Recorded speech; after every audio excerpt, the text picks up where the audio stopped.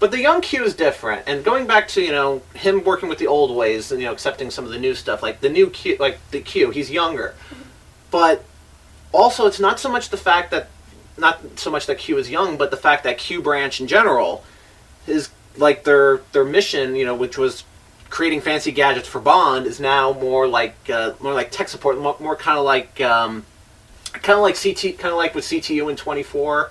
Where they have like all these people, with like tracking, like hacking into security and traffic cams, and trying to track down, the people that they're following, that kind of thing, or hacking into like mainframe databases. That's pretty much what Q branch has become now, and that's kind of smart, and it does make sense, especially with some of the more modern spy movies, like Bourne Identity, where they have something like that. And another thing I wanted to point out was, especially in the main mission, in the main beginning, where there's like this where there's this chase going on, and he has like an earpiece, and he's constantly in contact with MI6. One, it kind of reminded me of some of the Bond games, because some of the Bond games are like that. And two, it reminded me a little bit of 24, because they always have like the Jack Bauer's always running around, keeping in contact with CTU, and that's what this kind of was. And well, the Bourne movies also do the same thing too, but at this point, it makes sense. It makes sense for them to do that. Yeah. I gotta admit, though, it was a bit disappointing to see that he didn't get as much gadgets as he used to do. Like, nothing, like, super crazy. I mean, the most he gets is a gun that is adapted to only recognize his... He gets the Judge Dredd gun. It pretty much... He gets the Judge Dredd gun. Yeah, it's like, of course it has to be a fantasy piece of equipment. You can't have a Bond movie without that. So that's, like, his number one fantasy piece of equipment. And then he has, like, a little radio thing to signal for help, and that's pretty much all he gets. I mean, it's a far cry from when I saw Die Another Day, and he got an invisible freaking car. He got an invisible car. What the hell? I mean, there's fantasy, and then there's just, what the fuck? It's like, if you're gonna give an invisible car, why don't you just give him a device that just makes him invisible? Like, that would make his mission so much easier, don't you think? That was actually in one of the video games. I'm not kidding. Like, in Everything or Nothing in the video game, that actually is the thing that makes him invisible. Only for a short time, though. Yeah, but aside from that, I do like the fact that Q did make the brief nod. He says, what were you expecting, an exploding pen? That is from GoldenEye. Because in GoldenEye, he gets an exploding pen. So that's why a lot of us in the audience laughed. We're like, aha. We saw what you were doing. And he's like, make sure you bring it back in one piece. I'm like, sure. Same old Q. Yeah, except he's so much cuter. I'm sorry, I like the geeky nerd types. We'll probably be seeing him more. Oh, I hope so. I will seriously go to every opening night if that guy remains Q. But there's a new character. Technically she's an old character, but in this one, for this reboot, it's new. Yes, there's this lady. Unfortunately, she's the one who shot Bond off the train. Yeah, poor girl. But then she kind of makes up for him later on, like she helps him out in Shanghai at the casino bit. Mm-hmm. In the casino, the confrontation with the guards, and for some reason, a Komodo dragon can eat people. I'm just like, since when did that happen? They have the capabilities. I mean, their saliva is acidic enough where they actually can melt through muscle to get to the bone. But Komodo dragon. But I don't think they'd actually eat people. It looked like it was eating people. Like Dragon Ball's like, no. Yeah, I see that and I'm thinking, wow, this just turned into Indiana Jones, where you have an henchman offed in a really gruesome, really weird way. Oh, you should see Live and Let Die. I'm not going to spoil any of the deaths for that one. I want you to watch that, and I want you guys to watch that too. That's the first one with Roger Moore. It's actually one of the good ones. Go see it. But anyway. But I like the new female agent though. In a way, she actually reminded me of Martha Jones from Doctor Who. A little bit, yes. Like if she knew how to use a gun and kick more ass. Yes. That's what she seemed like to me. And, yes. And she's actually useful. I mean, true, she unfortunately does shoot Bond at the beginning. But she does make up for it afterwards. I mean, especially with their dialogue. bantering back, and especially when the scene where she's shaving him. Yeah. And like they're just in the way that, in that dialogue and that whole scene, just the way they're just playing it off of each other. Like it looked almost like, you know, they were gonna have a sex scene. That's what I was expecting. I'm thinking, okay, so she must be the love interest of this. But wait, they didn't make out, and she's actually not letting him like touch her or anything. Why not? And then they have that reveal at the end. I'm like, oh, okay, I get it now. It's like, it's like, actually, my reaction was like, no, excuse me. I have to take the glasses off first. But it was basically my same reaction when they revealed Robin at the end of The Dark Knight Rises.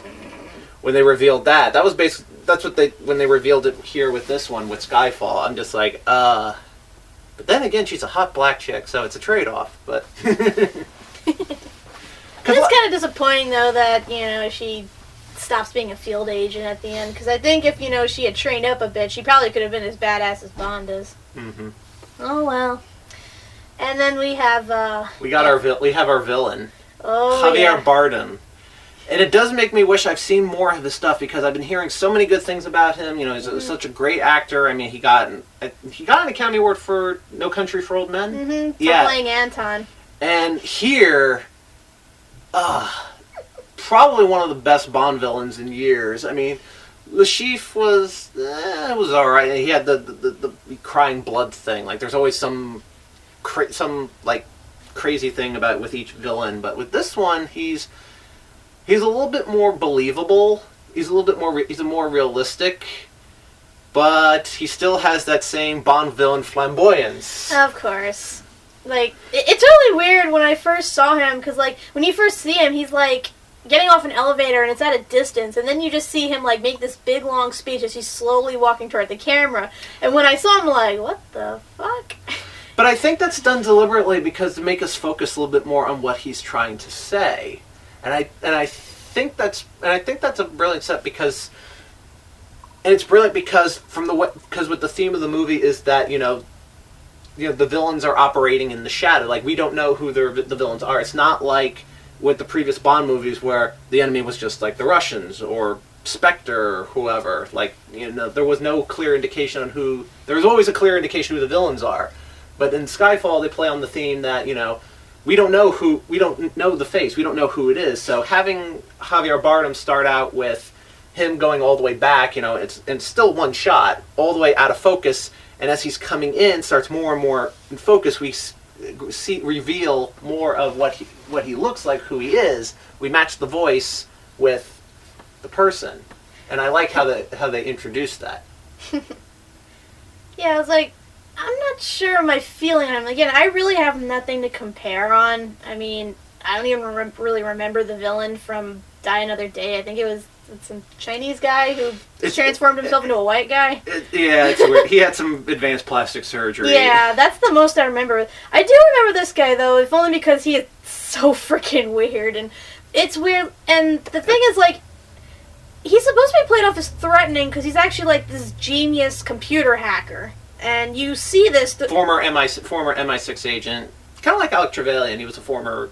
in GoldenEye, he was a former MI6 agent, you know, turned villain. That's kind of like the case here with Skyfall. But the difference here is that this one, he's a little bit more sinister. He plays off a little bit more sinister. He's a little bit more convincing. A little bit more of a convincing. I mean, Alec Trevelyan in GoldenEye was like, you know, it's like, look at me, haha, I used to be your friend, and now I'm not, and now I'm going to steal all the money in the world, and blow up the cities in the process. But here, it's like, no, he wants to take down. It's not just, I'm not going to destroy London. No, I'm going to take down MI6. He's going to reveal all the spies. He wants to destroy, the Secret Service of Great Britain, and he's a lot more determined. And also like the scene where he's like in the box in the cell at MI6, and he's having this one-on-one with M, and we gotta talk about M in a little bit, and he's like and he's describing the pain that he's going through, and then he takes out his teeth. Ugh, that was disgusting. Oh, it was disgusting. But yeah, because his backstory is that he was an agent until he got captured by the Chinese, and then he was like tortured for like 5 months or something, and it drove him to the point where like he just didn't want to live anymore. So, and apparently at that point in time, every agent had like a cyanide capsule like embedded in their tooth. So he bit down on it, but for whatever reason, it didn't kill him. It just fried his insides and fried his whole mouth, and pretty much drove him insane. Mm-hmm. And that's kind of his whole motivation for taking down MI6 is that, one, he wants to get back at M for betraying him and not coming to rescue him when he got captured, and two, he's just fucking batshit insane. But the thing that like I know you said he's a good villain and everything, and like I do admit that he is really, really clever when it comes to pulling off like his schemes and stuff, but the thing is, like, to me he doesn't seem that threatening outside of what he can do on the computer, because he's supposed to be like a former agent and stuff, but if you think about it, you never actually see him kill anyone in a fair hand-to-hand combat, because the only person they show him actually killing was that one woman. Yeah. The femme fatale. And yes. And she was tied up and beaten already, so it's not like he had to fight her or anything. I mean, everyone else who got killed was killed by his henchmen, and then he just, like, he throws bombs and he shoots in the air, but he never actually kills anyone aside from that woman. So really, you can't really see his skills, and you can't really take him as a threat, aside from the fact that, hey, he's a genius guy and he happens to have, a shit ton of henchmen who will do his bidding. So, in a way, he reminded me a lot of... Then again, there are a lot of Bond villains who are like that. Yeah. They don't really have, like, one-on-one fights or whatever. True, but I mean, you'd think someone who was a former agent, the same level as Bond, they'd at least have one scene of them, going hand to hand, but... Yeah, they did do that. Yeah, you're right. They did do that in GoldenEye, though. Yeah, but that never happens, though. No. The first time they confront each other, Bond captures him right away. The second time they confront each other, he's running away from Bond, and the third time, Bond kills him when he's not, paying attention. So really, there's no, like, awesome, like, main hero villain combat battle that there really should be. So, yeah. I mean, to me, he kind of seemed a lot like a more normalized version of the Joker. It's funny because when we saw it and Doug was with us, once that Morn was with us, when he was with us, like, he walked out, he's like, and he also said this on Facebook, I liked it better when it was The Dark Knight. Now, I actually had some time to ponder about this, comparing Dark Knight to Skyfall. Is it like it's like they say, like, Skyfall is the Dark Knight of the Bond movies.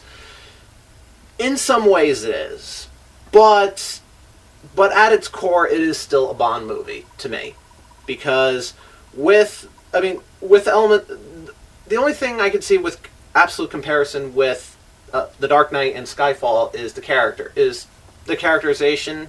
Like, there are moments where, like, James Bond seems invincible, like Batman, and there's moments where Javier Bardem, especially when he's in the cell, like with M, it's almost kind of like with Commissioner Gordon and the Joker in The Dark Knight. And I can see that. But outside of that, there's really, I mean, they don't even touch on both movies don't even touch on the same themes. I mean, with Skyfall, it's more about, with age, moving with the times, whether or not they're relevant. Mm-hmm. But I mean, with Dark Knight, it was more about moral decisions, per se.